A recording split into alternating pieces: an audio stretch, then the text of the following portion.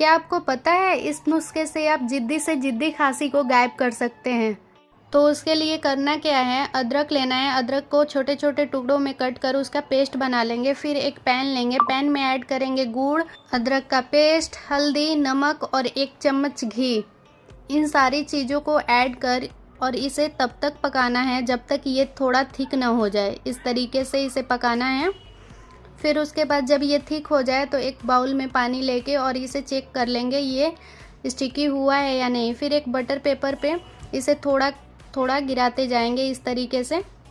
उसके बाद जब ये हल्का ठंडा हो जाए तो हाथों में घी लगाकर इसका बॉल बना लेंगे। तो आप जिद्दी से जिद्दी खांसी का रामबाण इलाज घर पे बना सकते हैं।